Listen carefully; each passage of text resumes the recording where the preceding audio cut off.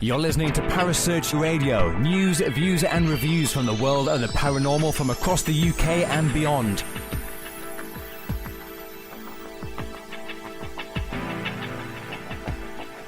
Find us on Facebook, Twitter and the World Wide Web. Parasearch UK Radio.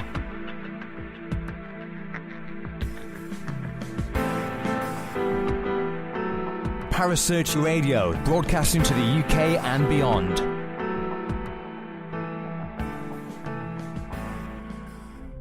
The views and opinions expressed by presenters and guests are their own and do not necessarily reflect the official policy or position of Parasearch UK Radio or its affiliates and sponsors. Listener discretion is advised.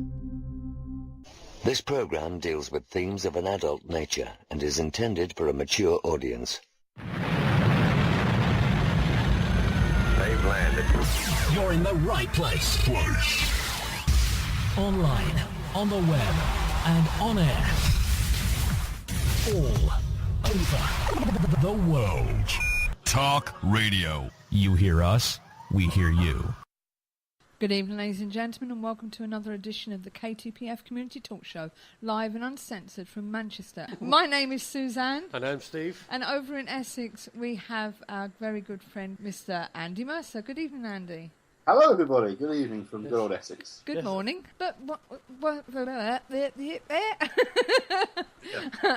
my teeth in. But what have we got on tonight for you? Well, we've got a Mr. Paul Adams tonight. He is a freelance writer with a long interest in psychical. Is that how you pronounce it? Psychical. Yes. Research and the paranormal stemming. He freely admits from his childhood obsession with Hammer films and pulp horror paperbacks. He's written written many books, including Written in Blood, a cultural history of the British vampire, a recent book on the history of vampires and vampirism in British culture, including a lengthy account of the continually controversial.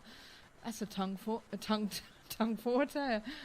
Highgate vampire case, and his other books include a collection of true crime cases with paranormal connections, 3 regional ghost books in the Haunted series, including Stevenage, which is his latest book, and St Albans, and also Luton and Dunstable, as well as 2 collaborations with the late Peter Underwood, the Borley Rectory Companion and Shadows in the Nave, a guide to haunted churches of England.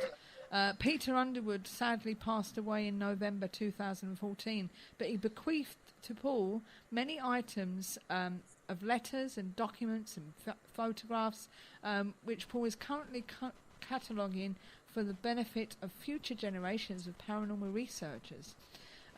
Paul is also in the early stages of researching a biography detailing Underwood's life. As part of a personal and practical interest in physical mediumship, Paul has also attended over 100 blackout seances, and his current writing project includes a history of materialisation mediums and their phenomena in Britain from the 1870s to present day. So we've got plenty to talk about tonight. Hello, Suzanne. Hello. How are you? Not too bad. We have a slight problem because we're calling you. We can't connect you up with Andy as well, so Andy's going to be in our chat room. Okay, yes, I've been listening in, so I did know that. Yeah. Yeah. It's not allowing us to do that. Obviously, if it's a Skype connection, it's a bit different. I'm with that. That's a shame, but I'll say good evening to Andy and everyone. Yeah. Okay. So good evening, Paul. Glad we can hear you, and we've got you online at least. First of all, can you tell us a bit about yourself and how you became involved in the paranormal? Well, I've been interested in the sort of paranormal and psychical research for quite a time now. I suppose it started in the early 70s when I was a young boy, reading sort of fictional ghost stories by Mary Danby and people like that, and then through sort of Hammer films and that sort of thing, and then about the sort of mid-70s, I came across a couple of books by Dan Farson, which were written for sort of a teenage young audience. There was the Beaver Book of Horror and the Hamlin Book of Ghosts, and they were the first books that I read which talked about, real cases of hauntings and things like that. And then I went on holiday down to the West Country and paid a visit with my parents to Sanford Orcus Manor House near Sherborne, which at that time in the mid-70s had a reputation as being the most haunted house in England. There was a chap down there, Colonel Claridge, who was a tenant, who was showing people around and saying that he was experiencing all these sort of things, apparitions and strange smells and footsteps and things.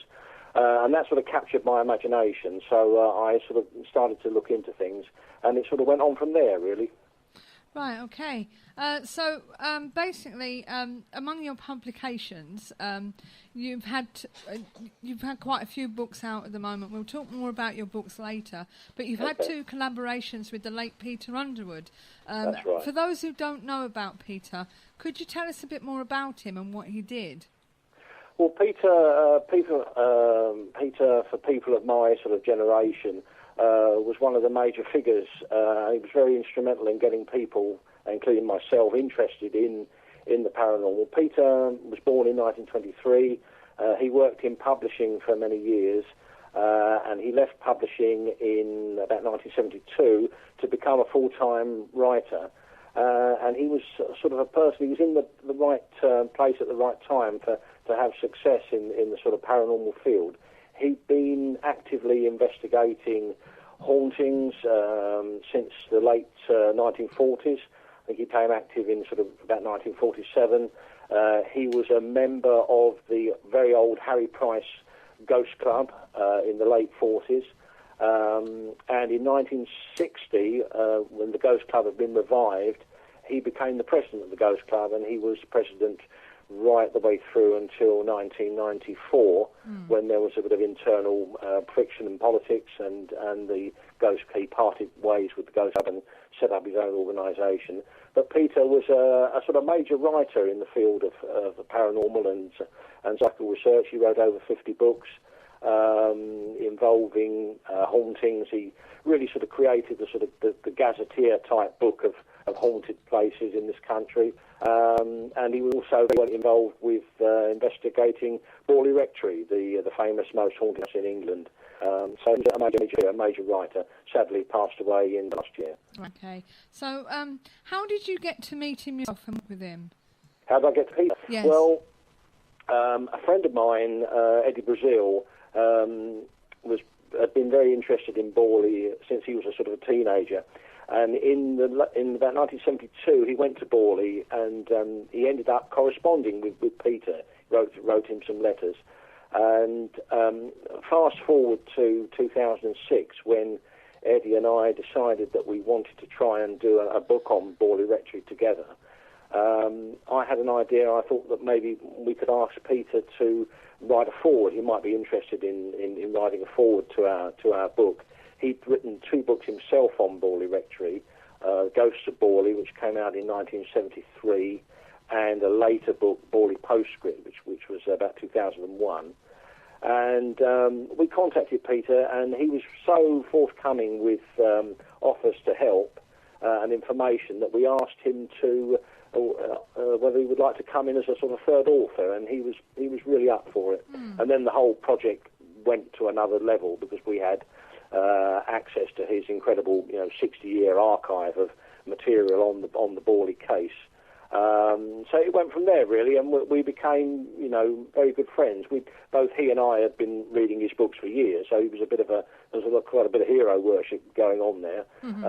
But it proved to be a very fruitful partnership. We did the Borley Rectory Companion together, which came out in 2009, and another book, Shadows in the Nave, which was a book on the haunted churches of England, which Peter contributed to as well. That was it, and I was in touch with him, right up until his death last year. Okay, and so why do you think Borley is so popular still today? I think it has become the classic haunted house case. It ticks all the boxes on many levels. It's got this. There's the sort of interest in the paranormal. You've got the involvement of Harry Price, who's a very important figure, very interesting figure in the first half of the psychical research in the 20th century. Price was a bit of a sort of an ambiguous person. He wasn't the greatest researcher. He was very much a publicist for himself, but he was a stimulator. He stimulated interest, and he still stimulates interest in the paranormal. You've got Price involved, so you've got a house with potentially there's all sorts of alleged happenings going on there on a sort of a paranormal, on a psychic level. Then you've also got this incredibly rich human drama of the people who were involved there, living there over several years. So it's almost like today it's almost like a paranormal soap opera, if you will. Yeah. And it just has this. It's become, I think, the classic English haunted house. I was watching that film, the sequel to The Woman in Black, The Hammer, which came out earlier this year, and there was a shot of Eel Pie House that they'd made in the film. And if you look at it, it's just like Borley Rectory. It's got the big double gables and everything. So I think Borley has become ingrained in the sort of psyche of filmmakers and people interested in the paranormal. So it has just become the classic English haunted house, and I think it will be with us for a long, long time. There's a Facebook group led by Leighton Barrable, which has over 700 people on this group now. So there is still a rich interest in Borley Rectory, and I think it will be around for a long time. Is it true that you were gifted with the Borley bell by the late Peter Underwood? And if yes, so, Peter passed the bell to me in 2012. Yeah. It's actually hanging on the back of my house here. The bell is a big bronze bell which used to hang in the courtyard of Borley Rectory, and was there right up. It was there all the way through the different incumbencies, the Ball family, the Smiths, the Foysters, and it survived the fire of 1939 and was there when the building was demolished in the early 1940s, 1943. It was bequeathed, it was given to Harry Price by Captain Gregson, who owned the rectory at that time, and in 1976 it was given to Peter Underwood by the Harry Price estate. And yes, and Peter passed it to me in 2012, and yes, one of the sort of few surviving relics now of the actual rectory itself. Have you had any possible phenomena from it? Has anything spooky No, it's been very, very quiet, I'm afraid. I do ring it now and again. It freaks the neighbours out a bit, but there's nothing ghostly connected with it, I'm afraid. Is there not? Okay. Do you think the rectory was haunted, or is there any truth in the 1956 book, The Haunting of Borley Rectory, that claimed Price had fabricated some of the phenomena? I'm prepared. I do think that there was genuine phenomena at Borley, but I don't believe it was on a scale that was championed by, say, Harry Price.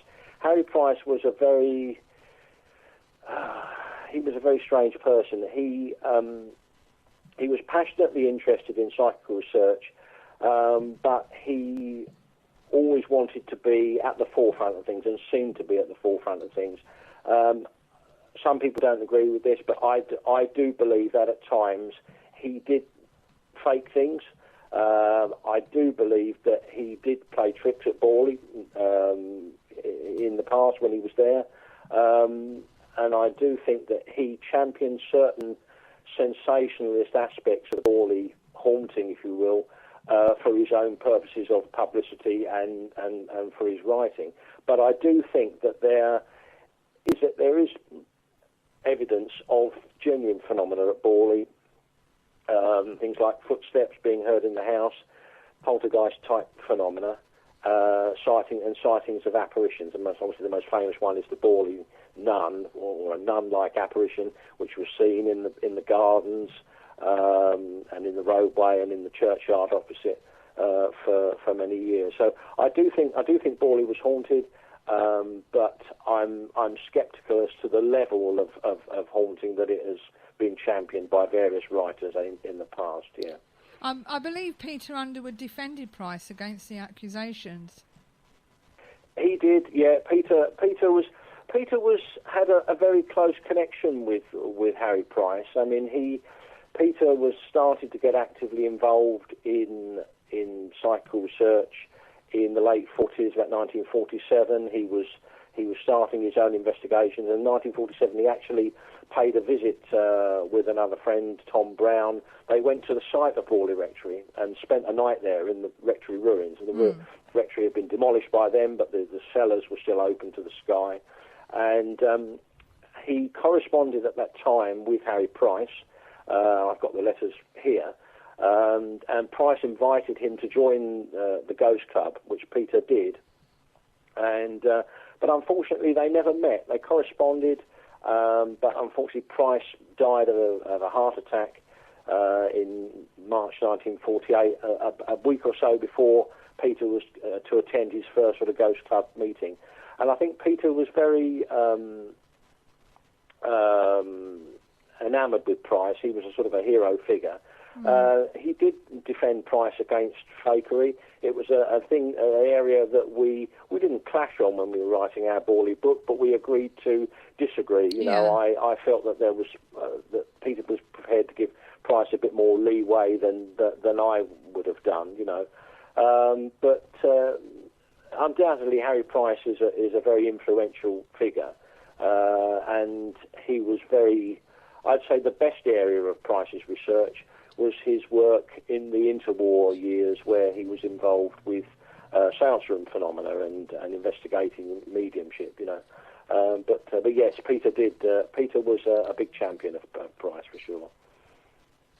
Right, okay. Now, I understand that in Peter Underwood's will, he left you, you mentioned the letters and that, he left you an enormous amount of documents and photographs that he made during his many investigations. Are there any plans to release more of Peter's work, or is everything already published? There's no sort of unpublished manuscripts, other than, paranormal books. Other than sort of juvenilia. Peter was quite a budding fictional writer as well, so there were some young stories that he wrote at a young age here, teenage age. But no, at present, I have what survives of Peter's archive. It's not as massive, I think, as a lot of people think. No. Because over several house moves over the years, I think things had to go. But there is a lot of material here, and particularly with the Borley Rectory case. But there's other things. The famous tulip staircase apparition photograph at the Queen's House in Greenwich. There's another case that Peter was involved. And there's a lot of letters and correspondence. I mean, I've catalogued 1,000 letters so far, and there's still more there.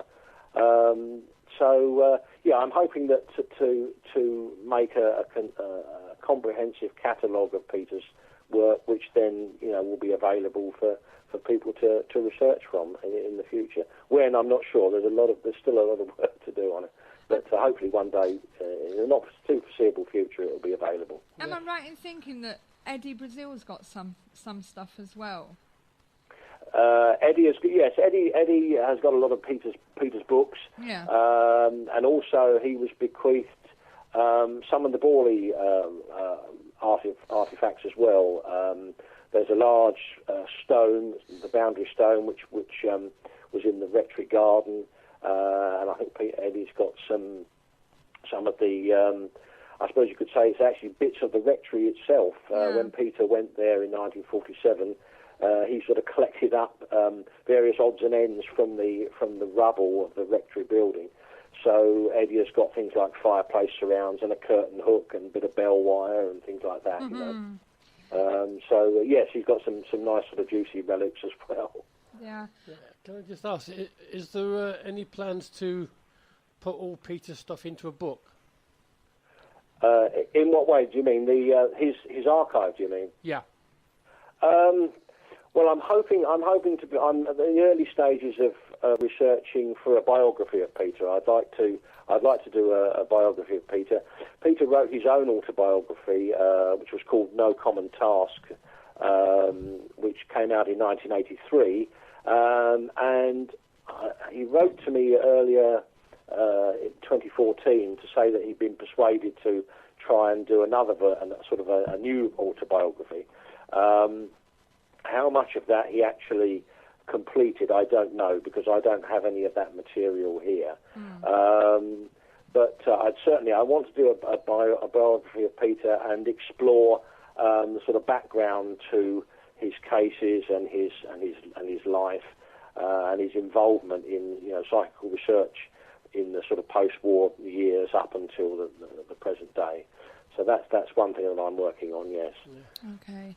Sounds like a large project. Well, yes, there is. It's something that needs to take time just to go through and do it. I mean, there are lots of gaps. I don't have everything, Yeah. And it's a bit like if anybody has been to the Senate House Library at the University of London to look at Harry Price's collection. That's one of the major psychical research collections. I mean, there are thousands of letters there and information all about Price's work, which he bequeathed to the University of London. But a lot of it is day-to-day correspondence. It's interesting in a historical way, but it's not that interesting, if you know what I mean. And a lot of Peter's stuff is day-to-day stuff, But I'm hoping that I can do something which does him justice, and provides people with more information and background to his life and his contributions to paranormal investigation. Right. Okay. Was you quite surprised when you were left this stuff? I was stunned. Yeah. I bet you were. I was stunned. Yeah. Yeah. Absolutely. Yeah. Absolutely. Just goes to show how much he respected you. Yeah. I got on very well with Peter. Yeah. He was a nice man. He didn't suffer fools gladly. He was. I was most surprised that his collection initially was going to go to the University of London, and then I think it was the Society for Psychical Research was a potential.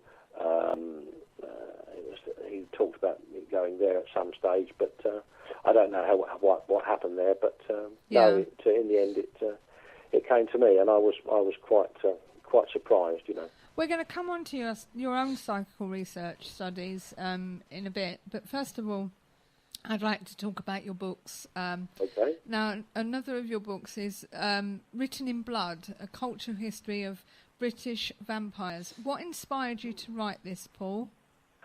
I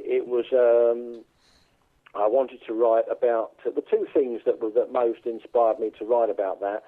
I wanted to write about Hammer films, which have been a sort of a big companion of my life for a long time. I watched my first Hammer film, and if anybody is a Hammer fan, they will know Dracula's Risen from the Grave, which came out in 1968. I saw it with my father at the tender age of 7 on 13th of March 1974. And I've been a big Hammer fan for years, so I wanted to write about Hammer. I also wanted to write about the Highgate vampire case, which was another one of those cases in the 70s, which a lot of people were interested in.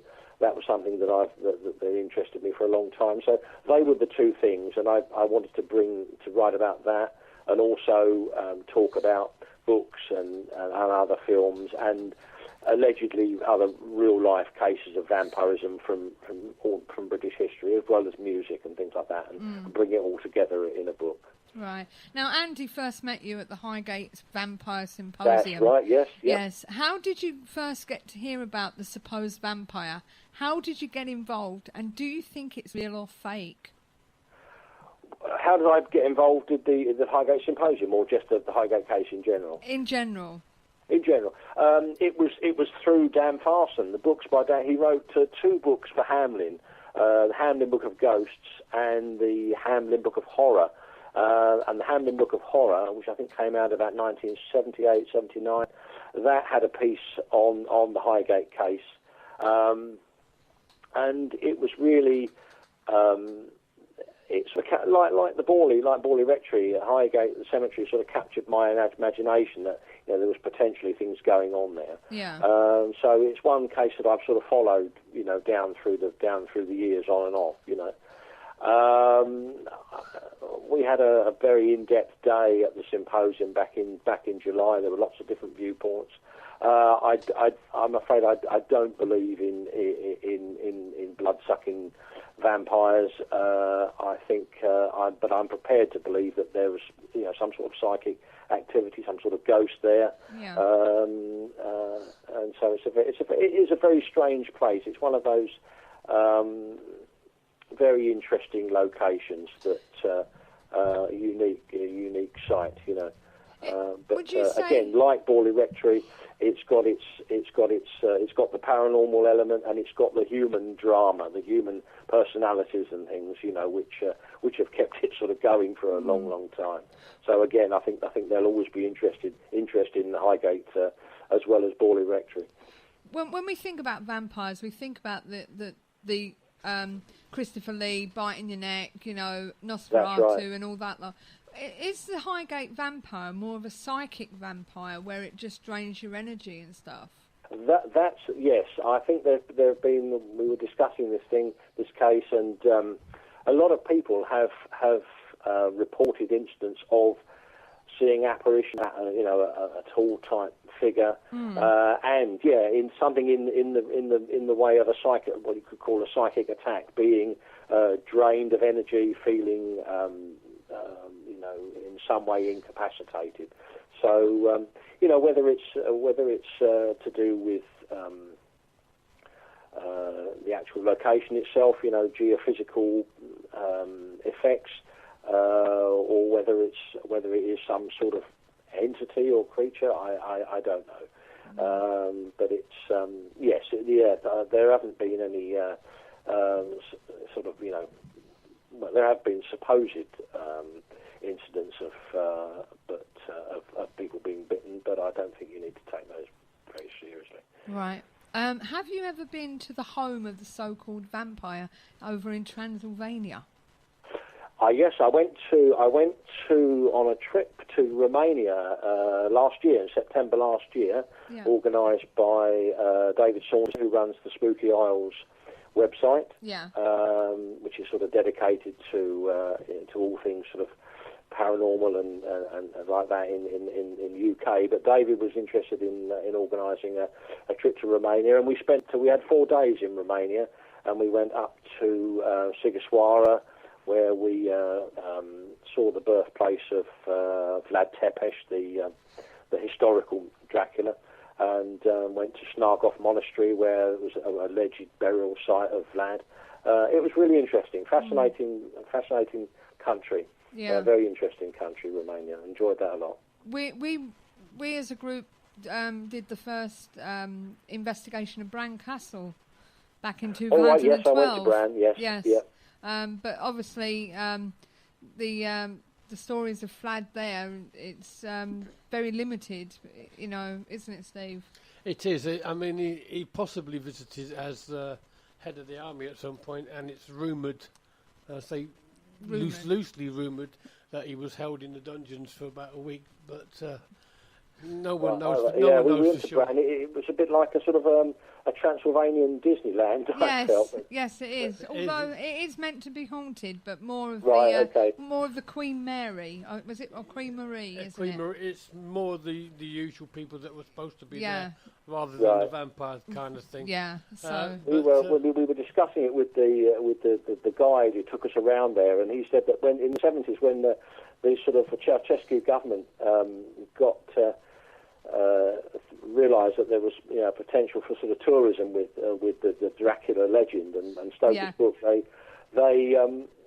found that it was too far for people coming to Bucharest to travel up to the real parts of Transylvania. So they sort of moved Castle Dracula down, and they decided that Bran Castle was going to be the tourist Dracula Castle, because it was like within an easy sort of day's travel of the airport, you know. Yeah, there is a rumour that Bram Stoker actually saw a picture of Bran Castle and thought he'd use that as the storyline. Yeah, because obviously, that's interesting. Obviously he never went any further east than Whitby. Yeah, that's right. That's it. Yes, definitely. Of all the Hammer films, what is your favourite, Paul?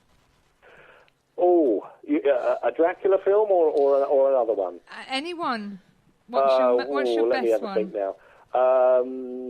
Well, if it was a Frankenstein, it would have to be Frankenstein Must Be Destroyed. Okay. I love that one. It's got a nice big fiery ending to it. I suppose Dracula's Risen from the Grave was the one that started me off, so that's got to be a firm favourite as well. But I like them all. I think they're an amazing part of. There is quite a few to pick from, isn't there? I think me and you would be very similar. I would say Devil Rides Out. Oh yes, yeah, excellent. Yeah, I'm a big Dennis Wheatley fan as well. Yes, so, yeah. Me too. So, right, so going on to your books. Now, you've also written books for the Haunted series, i.e. Luton and Dunstable, St Albans, and your latest book, Stevenage. Haunted Stevenage, that's right. Yes, but which in Britain is the most terrifying haunting, apart from Borley? Sorry, could you repeat that? Sorry. Right, which in Britain, out of all that you know of, would you say was the most terrifying haunting except Borley? Oh, the most terrifying haunting except Borley.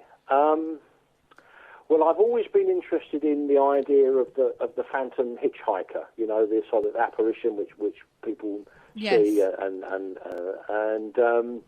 there's a very good, famous site near in Bluebell Hill. I knew you was going to say that. My hometown. But there's one very close to me here. I'm living in Luton, and near Leighton Buzzard, there was an incident which took place in October 1979, where a Bedfordshire carpet fitter called Roy Fulton claimed to have encountered an apparition which got into his minivan. So I think that's one that's always been a favourite of mine, you know. And funnily enough, this Halloween I took two of my children out, and we actually went there and parked on the spot where Fulton had said that he'd picked the figure up, which was quite good. I know. Well, I want to get on to your research now, if that's okay. Yeah, sure. I understand you've been investigating. I hope I'm saying this right. Psychical, is that right? Mediumship and materialisation mediumship. Is that correct? Physical mediumship. It's physical. I thought it was, but I wasn't sure. That's Physical okay. mediumship. It's an H in a different way, isn't it? Yeah. How did you get into this area? Well, there are two types of mediumship. There's mental mediumship and physical mediumship. Mental mediumship is, a lot of people are familiar with, clairvoyance and that kind of thing, platform demonstrations. People like Derek Acor and Colin Fry and that sort of thing, Sally Morgan, who you were talking about earlier. Yeah. But physical mediumship is a different kettle of fish. It's where mediums are allegedly able to produce physical effects that can be seen and felt and experienced by people in the seance room, rather than it being subjective and only supposedly visible or heard by the medium. And this today. We are, sort of paranormal investigation is very much concerned with spontaneous phenomena, haunted house investigations, that kind of thing. Yeah. But if you wind the clock back to the interwar years, between the First and Second World Wars, you'll find that psychical researchers were primarily interested in investigating seance room phenomena and the claims of mediums to be able to not only communicate with the dead, but also to materialise them in solid form temporarily inside the seance room. And people like Harry Price were very much involved in that. It's a field investigation which gradually faded away after the end of the Second World War. There were a few mediums like Helen Duncan, Alec Harris, Jack Webber, who were the last of their sort of kind.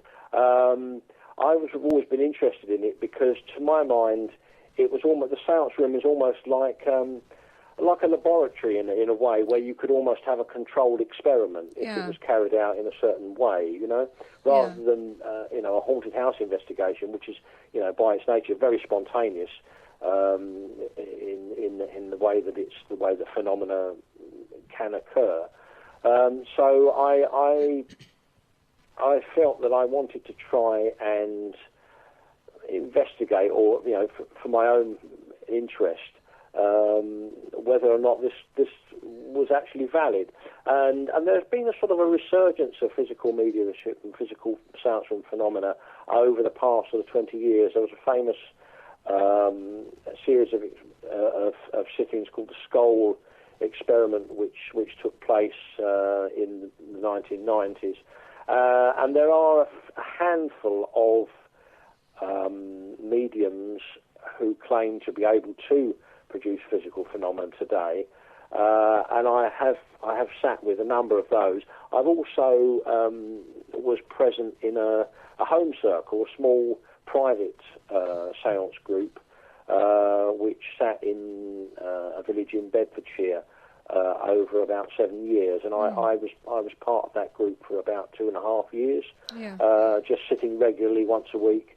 So really, that was my sort of involvement. I wanted to try and see whether these claims of this type of phenomena was valid, Yeah, well, as I mentioned to you, I've been reading The Ghost Hunter by Neil Spring, who mentions... Oh, yes, I met Neil early last year at a Bawley event in London, yes. Yeah, and it mentions about Harry Price and his laboratory, as you call it. And he's been in the book. He's been testing mediums and stuff, and what he calls the cheesecloth. For I assume that's. The cheesecloth. Yes, plasma, yes. Was it, the physical mediums who are alleged materialisation mediums, like Helen Duncan. Yeah.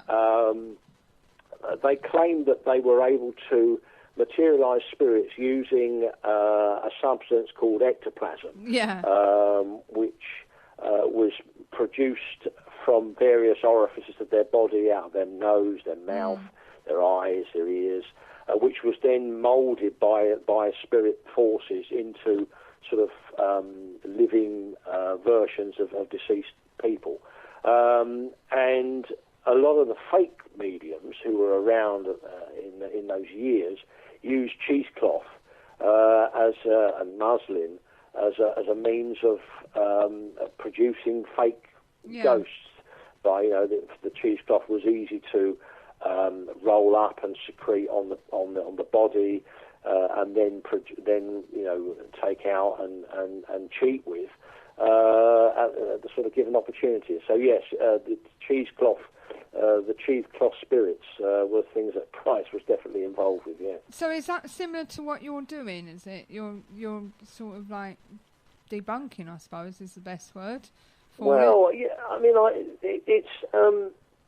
it's a very it's an interesting area of study, but it's also a very difficult area to. Because of all the antagonism between psychical research organisations down through the sort of 20th century, particularly where mediums like Helen Duncan were concerned, there is a lot of animosity still between spiritualist groups and researchers. The spiritualists don't feel that they have anything to prove to scientific bodies or psychical researchers today. There was a more involvement back in the past, but today it's very much an underground movement, if you like. It's gone underground. There are private home circles across the country still, and it can be very difficult if you are known to be a researcher or you're a member of organisations like the Society for Psychical Research. It can be difficult to get access and get sittings in various seance groups. So, but I'm sort of lucky that I've been able to sit with a number of sort of demonstrating mediums over the past 7 or 8 years, and also take part in a home circle as myself. Yeah. So it's been quite interesting, yes. Okay, Steve. Yeah, I've got a couple of questions. One for myself, and one for Mandy. Okay, you do that one. No, then. it's all right. Go on. First of all, are we talking about hands round the table, or are we talking about cubicle leadership? Yeah, I've went. The home circle that I was involved with was set up with a cabinet, like a curtained area in the corner of the room where the medium sits, and that's been a common practice in physical seances for many years. The idea of the cabinet is that it is an area where spirit forces can generate phenomena. So yes, the home circle that I was involved in, there were about between 5 to 7 people over a sort of 2.5 year period. We met regularly once a week in blackout conditions, and it was very interesting. There were certainly some things there which went on, which I found difficult to explain. I don't believe there was any cheating. Yeah. People were very, very sincere in what they were doing, and it was a very friendly group. Funnily enough, there was a lot of trance communication through the medium. The medium spoke, in different voices and different personalities. You could argue that might have been from the medium's own subconscious. But I found of interest were some of the physical effects that took place in the room. For instance, we would often get a lowering of the temperature in the room. I'm talking about a small bedroom that we used to sit in. And normally you would expect the temperature to rise in a room where 5, 7 people are sitting, in quite close conditions with windows closed and everything. But often we would get this coldness. The temperature would drop. We would get what we used to call the fridge door effect, where just like you would open the door and the coldness would seep out. That seemed to sort of come up from the cabinet and go around the room. There were often breezes that we would feel on our hands and on our faces, and also knocking and sort of rapping noises, which were quite interesting. There was one instance where I had some sort of percussive raps and knocks actually underneath my chair where I was sitting, which was really interesting. That happened just once on one occasion. So they were the interesting things that went on in that circle. Unfortunately, the circle sort of disbanded. Some people couldn't make it, and eventually it had to close. But it was very interesting while it was operating to be a part of that. Harry Houdini in the 1920s, he attempted to contact his dead mother through mediumship, and he went through quite a few of them and found that he was debunking many. I believe it's easy to do, I take it. It is, yeah. It's a very interesting atmosphere inside the seance room. Yeah. I think the thing that I found out the most by attending public sittings is that there are many people who are very desperate to contact loved ones and to have some comfort from knowing that their relations or their friends sort of live on, and I think that unfortunately even today that is still being exploited as it was back in Victorian times, and right through the 20th century. I've seen some very interesting things. I've not seen as well because a lot of these things are carried out in the dark. But I have seen what I think as fakery. Yes. Yeah. I'm not going to name any names. Oh no! I don't expect you to. But I'm certain that a lot of the things that I've seen have been fraudulent, you know. And you say, on the other hand, there has been stuff that you've actually thought, wow. That's right. Yes, I think I found probably the most interesting. There was some of the most interesting things were actually took place in the home circle that I was a member of. As I say, a lot of the sort of physical effects were I'm certain there was no trickery going on, and they were. But there were a couple of instances in a public séance where there was an allegedly materialised hand which came out from the side of a curtain, and people were invited to go up and touch it and shake it. Yeah. And a friend of mine who I was with went up there and did just that. That was quite interesting because the hand withdrew into the cabinet, and then this was all happened in red light. They used a red light so you could see things. Yeah. And immediately the hand withdrew. Somebody went up and pulled the curtain, and there the medium was, still ostensibly sort of strapped and Velcro tied into cable tied into the chair. So it was an interesting effect. But then. Somebody like myself was there as a guest and as an observer. You're not carrying out any sort of controlled experiment. No. You're there as a guest, as an invited sitter. So it was an interesting thing. But I mean, if I took someone like, say, David Burglass along, a magician or a conjurer, they might say, "Oh yeah, well, it's an escape from the chair. He's doing this and this and this." So it's interesting, but I've seen some things which are difficult to explain, and I've seen things that can be explained, I think, by normal means. What do you actually do with your results? Are they for personal use, or are they going to be? Well, I'm hoping at some stage to sort of to do. I did start a book. I've started on a book on the history of sort of materialisation mediumship in Britain. Yeah.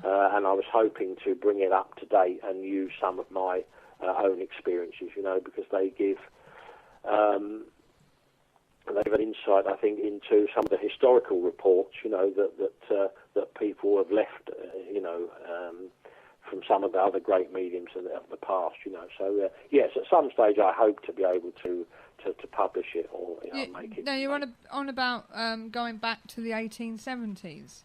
That's right. What famous names are there back in them times?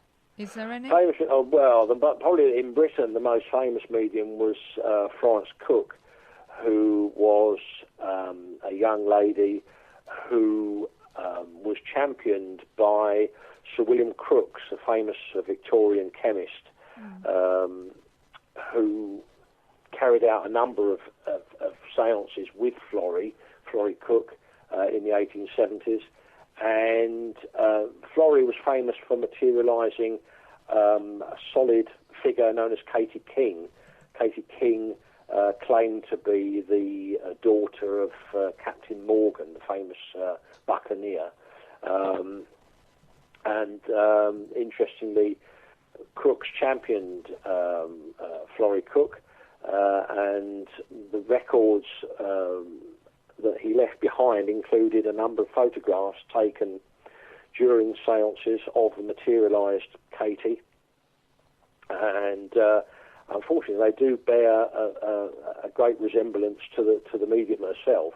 And there was a sort of a debunking book written in the early 1960s by Trevor Hall, who also did a lot of debunking of Harry Price, Borley, and Hall alleged that the Crookes and Florrie Cook were actually having an affair, and that the seances were a cover-up for this. So Florrie's, again, it's a very controversial case, but Florrie Cook was one of the big mediums of the Victorian era, for sure.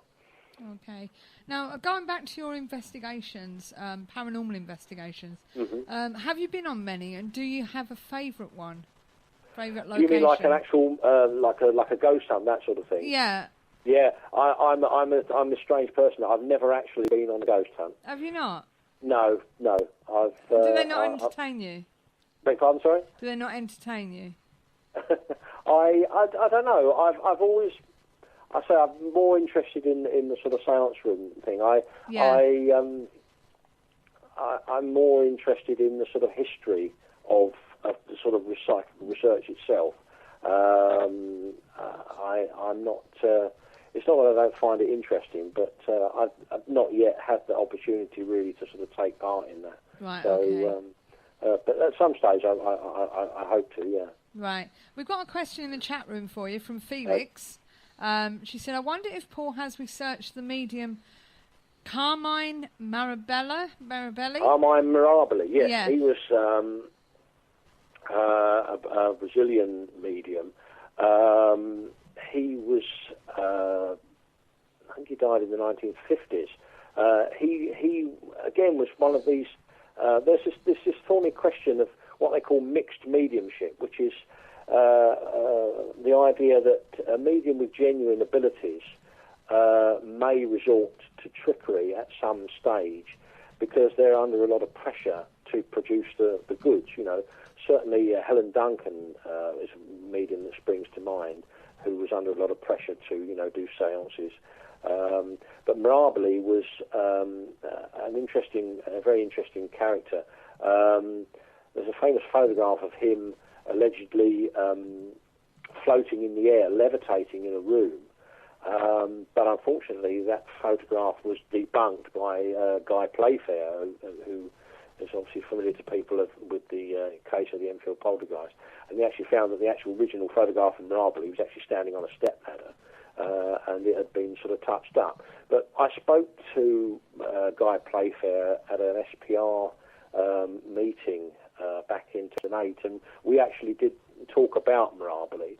And he had the opportunity when he was in Brazil to actually speak with members of Marabelli's family and people who knew him, and he was very, very impressed with a lot of what they said. That there were some astonishing things that he claimed to have happened in his presence. So he was a very interesting medium, but unfortunately, due to the fact that he was such a long way away, I think the Society for Psychical Research at some point were proposing to investigate him, and I think Theodore Besterman, who was one of their members in the sort of 1930s, was planning to go down there and investigate Marabelli, but it never happened. So he was a medium that didn't really get investigated as much, and so it's a shame. He was a very interesting character. Okay. On the subject of paranormal investigations, if you ever fancy going on a ghost hunt, just let us know. You can always come with us as a guest. Thank you. That'd be very interesting. Thank you. What are your plans, your future plans? Are there more books? Anything on the horizon? I've in a non-fiction book. I'm interested. I'm going to do the biography of Peter. I'm also interested in paranormal in music, and the connection of music with the paranormal. So I'm hoping to try and do something on that as well. Yeah. Something along similar lines to the vampire in British culture.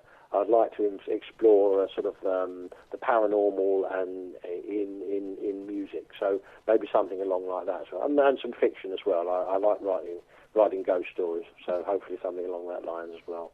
Oh, brilliant! So as I say, it is interesting what you do. I like, since reading or being, I've not finished it, but since reading about Harry Price in Neil's book, it's very interesting the bit where he's actually doing this with these mediums and trying to suss them out, and that it sounds very, very interesting, I must admit. Yeah, he was. A lot of the investigators at that time were involved with physical mediumship. Price had his laboratory at Queensbury Place in South Kensington, and he equipped it at that time. It was one of the most impressive sort of psychic laboratories in the country. He had a purpose-built seance room there, and he investigated many mediums. I think probably the most impressive medium of the first half of the 20th century was Rudi Schneider.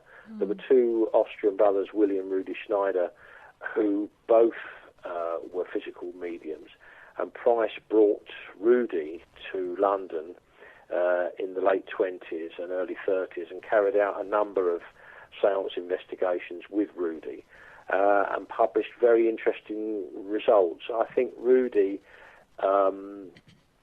is one of the greatest of the physical mediums, and there's a very good book by Dr. Anita Gregory, who carried out an exhaustive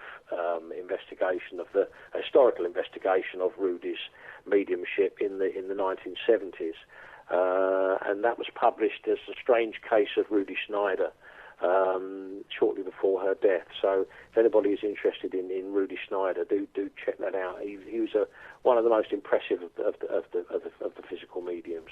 Yeah. Not so much providing like communication and evidence of survival, but weird physical effects, movement of objects, and partial materialization of hands and things. It's very, very interesting. And I'd say that is one of, although Price is very well known for Borley Rectory, I think his seance room work, and that's the sort of thing that Neil Springer's touched on in his book, The Ghost Hunters, is some of Price's most satisfying paranormal work for me. Yeah. Now, I remember speaking to a medium a couple of years ago, and we was talking about this, some of the mediums that are around at the moment giving other mediums a bad name and turning it back into that knock three times sort of culture, where it's, like you say, underground. Do you think that that's what's caused it, or has it always been there, or has it always been underground? I think it's gone underground for various reasons. I think that in the sort of Victorian period and through the Great War and on into the interwar years, the mediumship was very much in the public eye. I think it's just the fact that the antagonism between researchers and the spiritualist movement has sort of forced it to sort of withdraw from the public public eye. I think that's one of the main reasons. There have been lots of antagonism between mediums themselves, going back to like the times of Florrie Cook. There was a famous case where a medium named Mrs. Guppy was so jealous of Florrie Cook and her sittings that she hatched a plot to throw acid into the face of the materialised Katie King to put sort of Mrs. Florrie Cook out of business. So there's been a lot of antagonism between mediums in the past, as there has been between psychical researchers. Even in the mid 1920s, when Harry Price was setting up his sort of psychic laboratory in London, there was dreadful relations between the various paranormal bodies in America and this country and in Europe. They were all at each other's throats, Yeah. So it's a subject that's had a lot of history of infighting going back to a long way. Right. On the subject of the music you was on about, Andy's just said here in the chat room, on the KTPF chat, he said, need to check out the recording of The Number of the Beast by Iron Maiden. Lots of strange things are supposed to have happened when they were recording the album, apparently. That's right. Well, Number of the Beast was is a record very dear to my heart because I'm a big fan of heavy metal music, and it was the very first metal album that I bought way back in 1982. So yes, they had some odd things happen when they were recording the album. Apparently, I think the producer Martin Birch had a car crash. He was involved in a car crash. With a bus full of nuns, believe it or not, and when he had the bill back to repair of his Range Rover, the damage was £666 and 66 pence. Oh, God, that's quite a coincidence, isn't it?